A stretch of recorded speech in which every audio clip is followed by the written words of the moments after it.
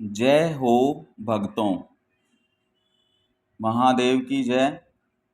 नमः शिवाय। हर हर महादेव।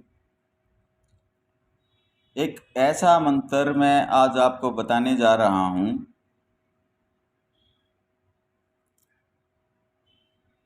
पिछले जन्म की तो मैं कह नहीं सकता, इस जन्म में जो अज्ञानतावश या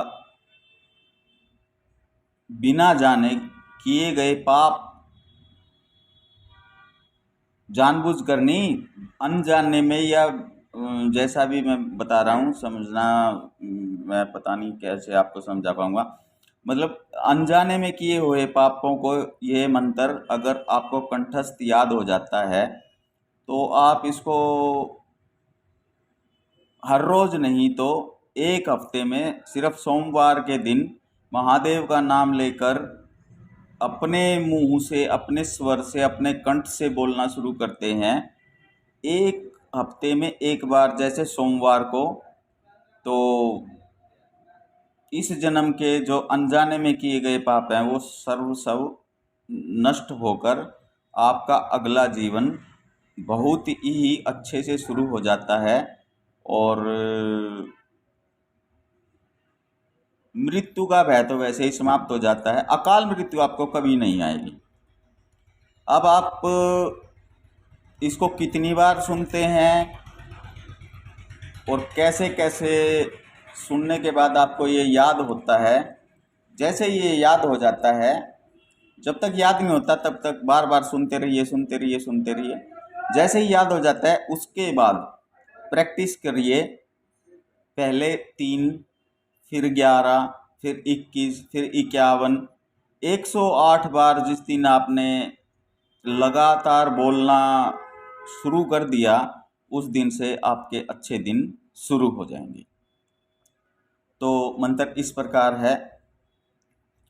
ओम त्र्यंबकं यजामहे सुगंधिं पुष्टिवर्धनम् उर्वारुकमिव बन्धनान् मृत्योर्मोक्षीयमामृतात्। ओम त्र्यंबकं यजामहे सुगंधिं पुष्टिवर्धनम् उर्वारुकमिव बन्धनान् मृत्योर्मोक्षीयमामृतात्। ओम त्र्यंबकं यजामहे सुगंधिं पुष्टिवर्धनम् उर्वारुकमिव बन्धनान् मृत्योर्मोक्षीयमामृतात्। ओम त्र्यंबकं यजामहे सुगंधिं पुष्टिवर्धनम् उर्वारुकमिव बन्धनान् मृत्योर्मोक्षीयमामृतात्। ओम त्र्यंबकं यजामहे सुगंधिं पुष्टिवर्धनम् उर्वारुकमिव बन्धनान् मृत्योर्मोक्षीयमामृतात्। ओम त्र्यंबकं यजामहे सुगंधिं पुष्टिवर्धनम् उर्वारुकमिव बन्धनान् मृत्योर्मोक्षीयमामृतात्। ओम त्र्यंबकं यजामहे सुगंधिं पुष्टिवर्धनम् उर्वारुकमिव बन्धनान् मृत्योर्मोक्षीयमामृतात्। ओम त्र्यंबकं यजामहे सुगंधिं पुष्टिवर्धनम् उर्वारुकमिव बन्धनान् मृत्योर्मोक्षीयमामृतात्। ओम त्र्यंबकं यजामहे सुगन्धिं पुष्टिवर्धनम् उर्वारुकमिव बन्धनान् मृत्योर्मोक्षीयमामृतात्। ॐ त्र्यम्बकं यजामहे सुगन्धिं पुष्टिवर्धनम् उर्वारुकमिव बन्धनान् मृत्योर्मोक्षीयमामृतात्। ॐ त्र्यम्बकं यजामहे सुगन्धिं पुष्टिवर्धनम् उर्वारुकमिव बन्धनान् मृत्योर्मोक्षीयमामृतात्। ॐ त्र्यम्बकं यजामहे सुगन्धिं पुष्टिवर्धनम् उर्वारुकमिव बन्धनान् मृत्योर्मोक्षीयमामृतात्।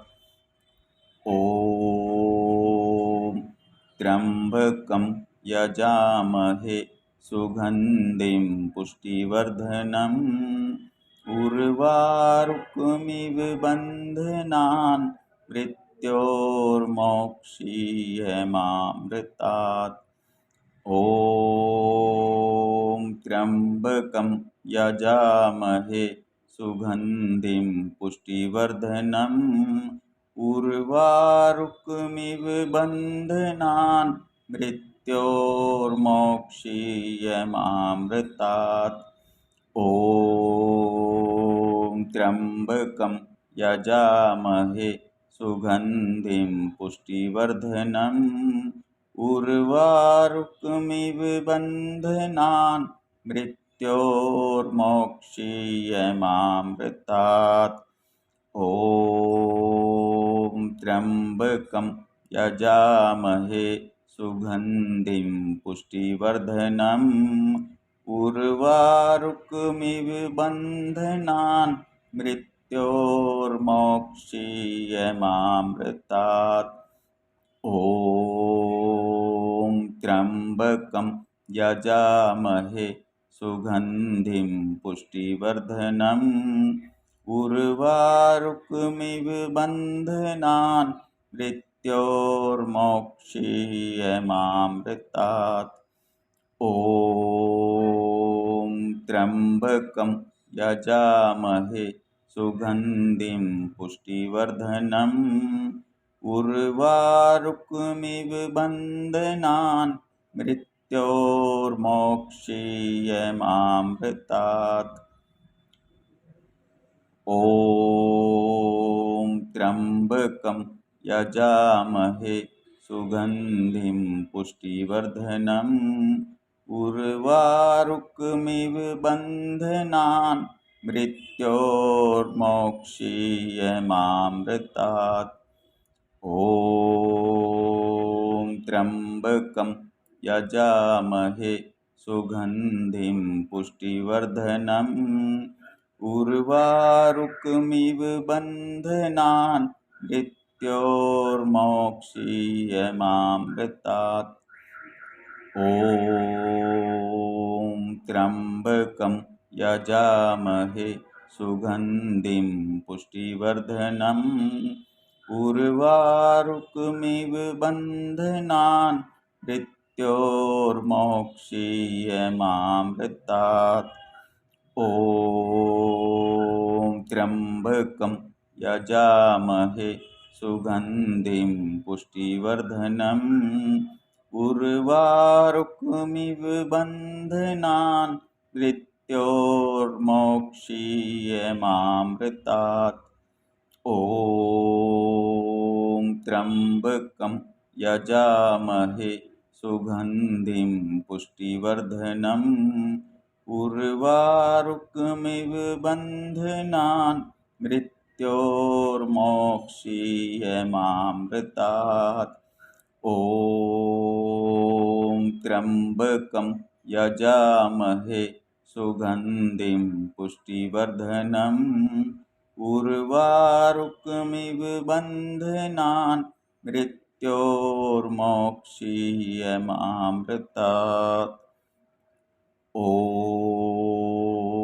त्र्यम्बकं यजामहे सुगन्धिं पुष्टिवर्धनम् उर्वारुकमिव बन्धनान् मृत्योर्मोक्षीयमामृतात्। ॐ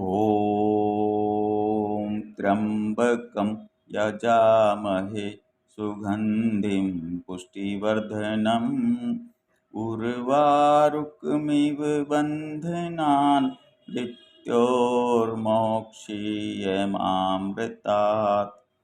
ॐ त्र्यम्बकं यजामहे सुगन्धिं पुष्टिवर्धनम् उर्वारुकमिव बन्धनान् मृत्योर्मोक्षीयमामृतात्। ॐ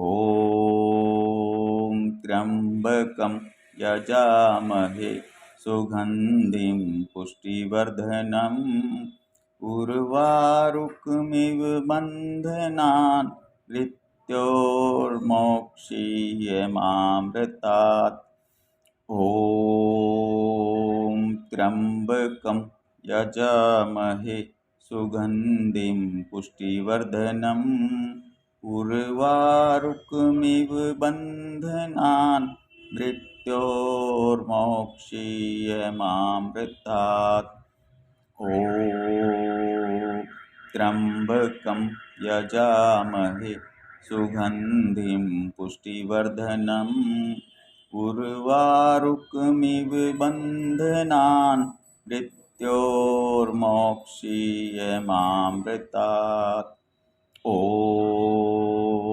त्र्यम्बकं यजामहे सुगन्धिं पुष्टिवर्धनम् उर्वारुकमिव बन्धनान् मृत्योर्मोक्षीयमामृतात्। ॐ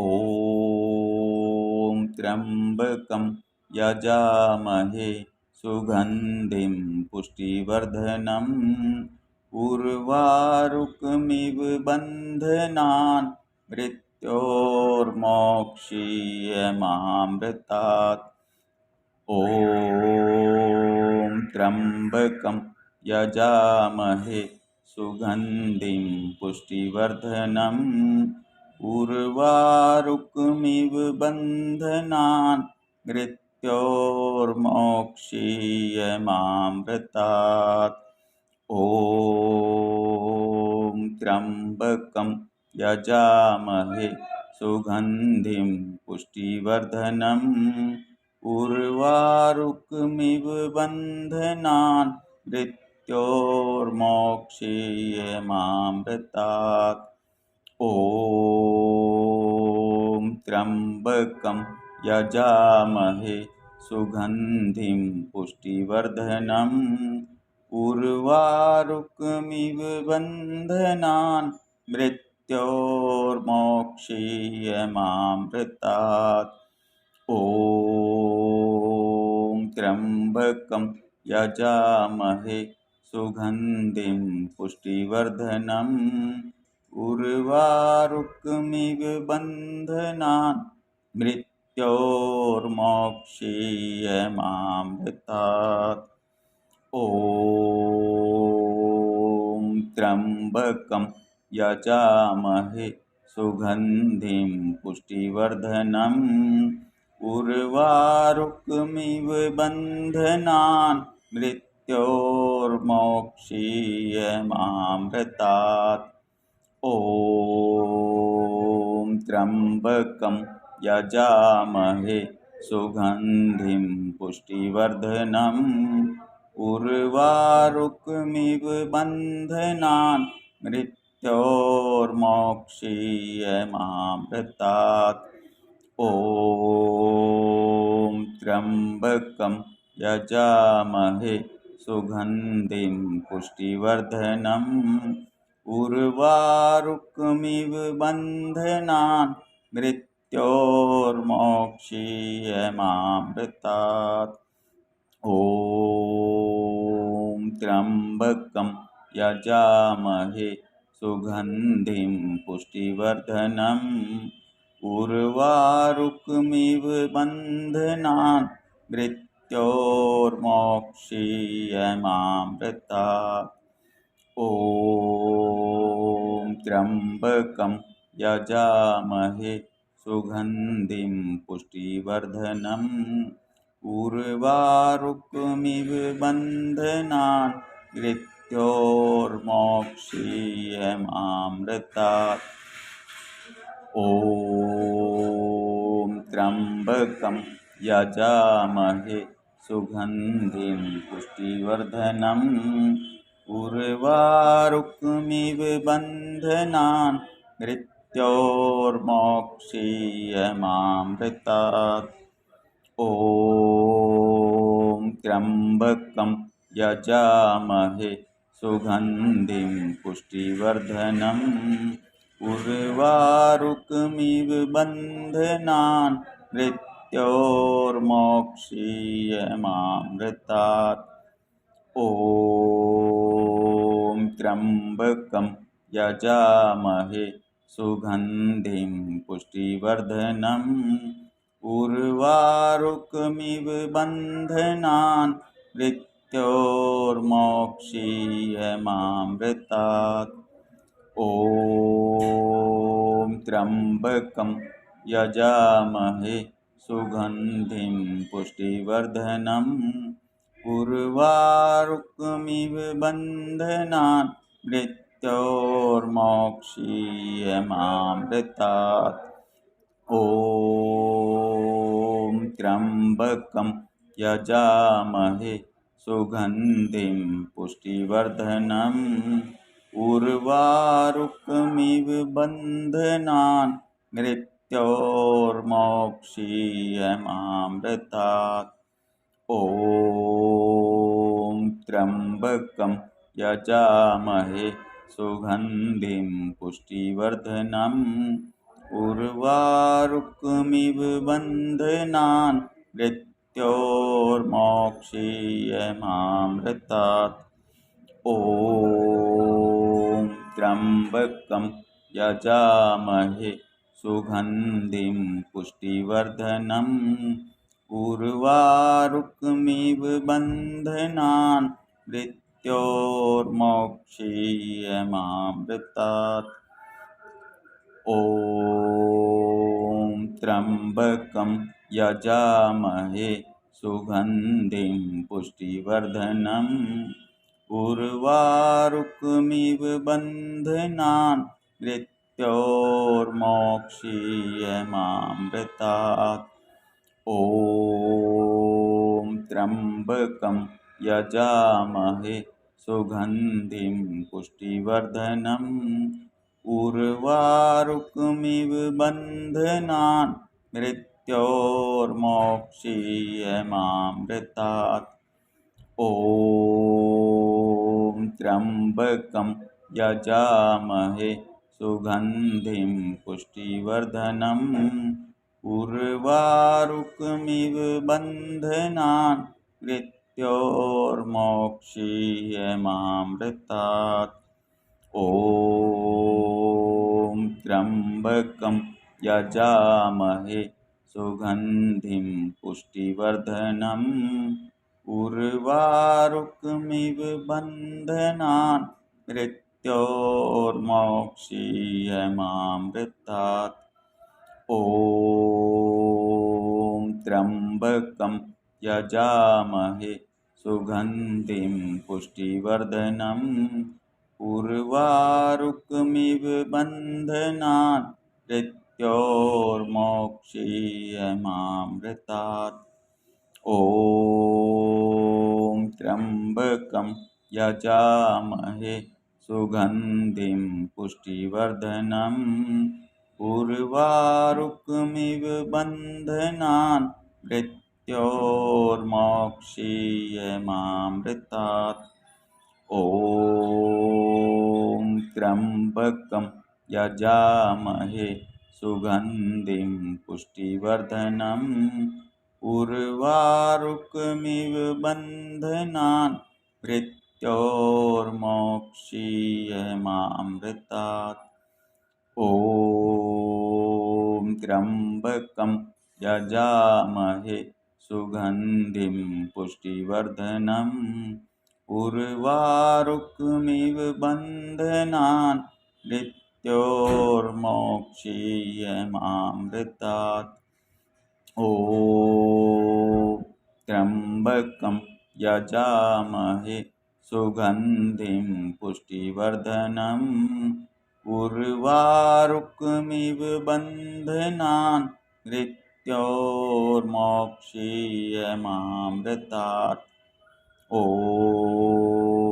त्र्यम्बकं यजामहे सुगन्धिं पुष्टिवर्धनम् उर्वारुकमिव बन्धनान् मृत्योर्मोक्षीयमामृतात्। ॐ त्र्यम्बकं यजामहे सुगन्धिं पुष्टिवर्धनम् उर्वारुकमिव बन्धनान् मृत्योर्मोक्षीयमामृतात्। ॐ त्र्यम्बकं यजामहे सुगन्धिं पुष्टिवर्धनम् उर्वारुकमिव बन्धनान् मृत्योर्मोक्षीयमामृतात्। ॐ त्र्यम्बकं यजामहे सुगन्धिं पुष्टिवर्धनम् उर्वारुकमिव बन्धनान् मृत्योर्मोक्षीयमामृतात्। ॐ त्र्यम्बकं यजामहे सुगन्धिं पुष्टिवर्धनम् उर्वारुकमिव बन्धनान् मृत्योर्मोक्षीयमामृतात्। ॐ त्र्यम्बकं यजामहे सुगन्धिं पुष्टिवर्धनम् उर्वारुकमिव बन्धनान् मृत्योर्मोक्षीयमामृतात्। ॐ त्र्यम्बकं यजामहे सुगन्धिं पुष्टिवर्धनम् उर्वारुकमिव बन्धनान् मृत्योर्मोक्षीयमामृतात्। ॐ त्र्यम्बकं यजामहे सुगन्धिं पुष्टिवर्धनम् उर्वारुकमिव बन्धनान् मृत्योर्मोक्षीयमामृतात्। ॐ त्र्यम्बकं यजामहे सुगन्धिं पुष्टिवर्धनम् उर्वारुकमिव बन्धनान् मृत्योर्मोक्षीयमामृतात्। ॐ त्र्यम्बकं यजामहे सुगन्धिं पुष्टिवर्धनम् उर्वारुकमिव बन्धनान् मृत्योर्मोक्षीयमामृतात्। ॐ त्र्यम्बकं यजामहे सुगन्धिं पुष्टिवर्धनम् उर्वारुकमिव बन्धनान् मृत्योर्मोक्षीयमामृतात्। ॐ त्र्यम्बकं यजामहे सुगन्धिं पुष्टिवर्धनम् उर्वारुकमिव बन्धनान् मृत्योर्मोक्षीयमामृतात्। ॐ त्र्यम्बकं यजामहे सुगन्धिं पुष्टिवर्धनम् उर्वारुकमिव बन्धनान् मृत्योर्मोक्षीयमामृतात्। ॐ त्र्यम्बकं यजामहे सुगन्धिं पुष्टिवर्धनम् उर्वारुकमिव बन्धनान् मृत्योर्मोक्षीयमामृतात्। ॐ त्र्यम्बकं यजामहे सुगन्धिं पुष्टिवर्धनम् उर्वारुकमिव बन्धनान् मृत्योर्मोक्षीयमामृतात्। ॐ त्र्यम्बकं यजामहे सुगन्धिं पुष्टिवर्धनम् उर्वारुकमिव बन्धनान् मृत्योर्मोक्षीयमामृतात्। ॐ त्र्यम्बकं यजामहे सुगन्धिं पुष्टिवर्धनम् उर्वारुकमिव बन्धनान् मृत्योर्मोक्षीयमामृतात्। ॐ त्र्यम्बकं यजामहे सुगन्धिं पुष्टिवर्धनम् उर्वारुकमिव बन्धनान् मृत्योर्मोक्षीयमामृतात्। ॐ त्र्यम्बकं यजामहे सुगन्धिं पुष्टिवर्धनम् उर्वारुकमिव बन्धनान् मृत्योर्मोक्षीयमामृतात्। ॐ त्र्यम्बकं यजामहे सुगन्धिं पुष्टिवर्धनम् उर्वारुकमिव बन्धनान् मृत्योर्मोक्षीयमामृतात्। ॐ त्र्यम्बकं यजामहे सुगन्धिं पुष्टिवर्धनम् उर्वारुकमिव बन्धनान् मृत्योर्मोक्षीयमामृतात्। ॐ त्र्यम्बकं यजामहे सुगन्धिं पुष्टिवर्धनम् उर्वारुकमिव बन्धनान् मृत्योर्मोक्षीयमामृतात्। ॐ त्र्यम्बकं यजामहे सुगन्धिं पुष्टिवर्धनम् उर्वारुकमिव बन्धनान् मृत्योर्मोक्षीयमामृतात्। ॐ त्र्यम्बकं यजामहे सुगन्धिं पुष्टिवर्धनम् उर्वारुकमिव बन्धनान् मृत्योर्मोक्षीयमामृतात्। ॐ त्र्यम्बकं यजामहे सुगन्धिं पुष्टिवर्धनम् उर्वारुकमिव बन्धनान् मृत्योर्मोक्षीयमामृतात्। ॐ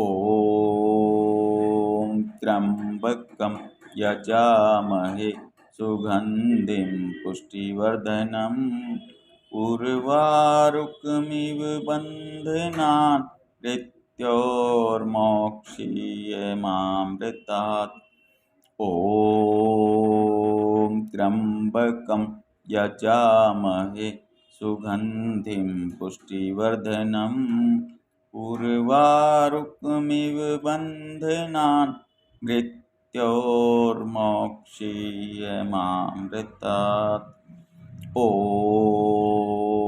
त्र्यम्बकं यजामहे सुगन्धिं पुष्टिवर्धनम् उर्वारुकमिव बन्धनान् मृत्योर्मोक्षीयमामृतात्। ॐ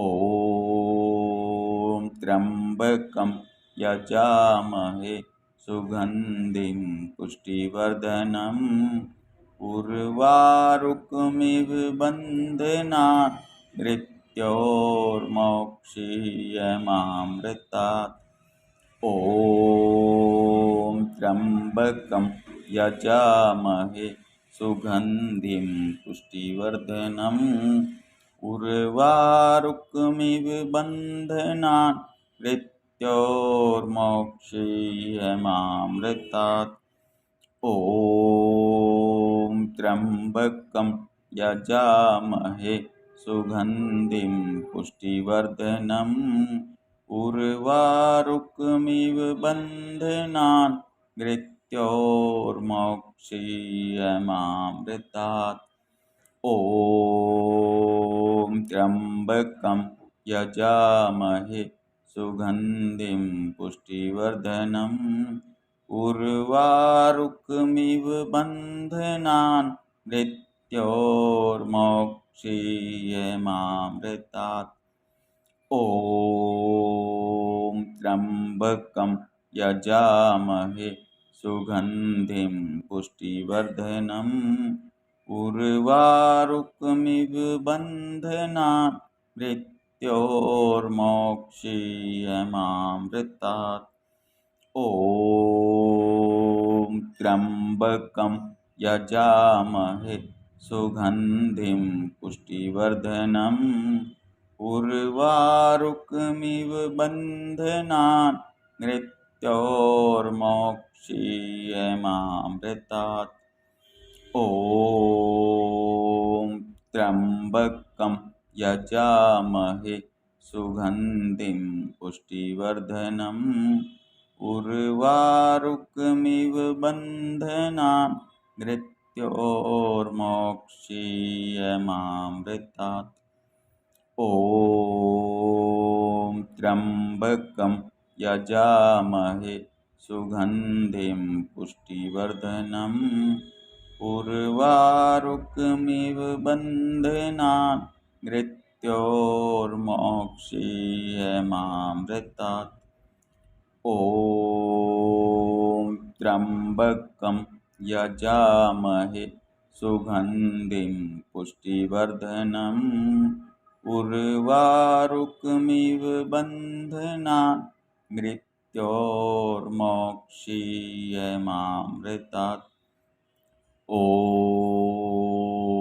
त्र्यम्बकं यजामहे सुगन्धिं पुष्टिवर्धनम् उर्वारुकमिव बन्धनान् मृत्योर्मोक्षीयमामृतात् ॐ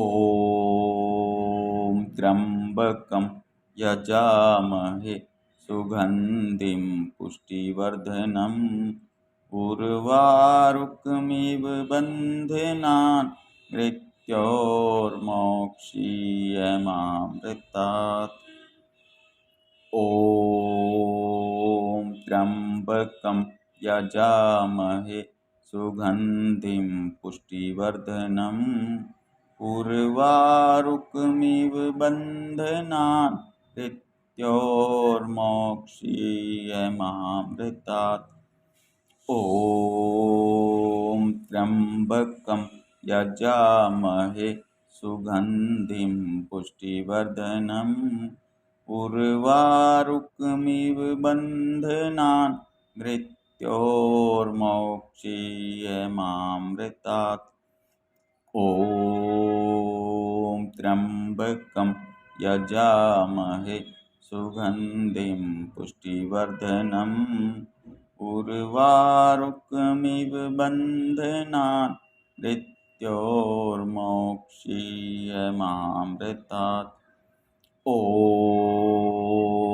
त्र्यम्बकं यजामहे सुगन्धिं पुष्टिवर्धनम् उर्वारुकमिव बन्धनान् मृत्योर्मोक्षीयमामृतात् ॐ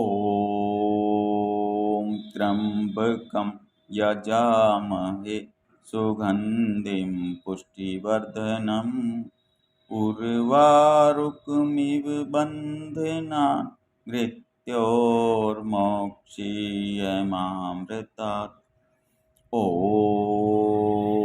त्र्यम्बकं यजामहे सुगन्धिं पुष्टिवर्धनम् उर्वारुकमिव बन्धनान् मृत्योर्मोक्षीयमामृतात्।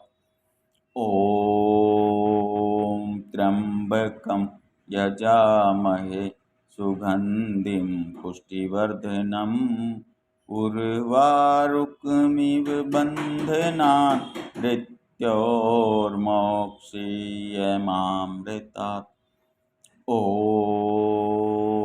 त्र्यम्बकं यजामहे सुगन्धिं पुष्टिवर्धनम् उर्वारुकमिव बन्धनान् मृत्योर्मोक्षीयमामृतात्।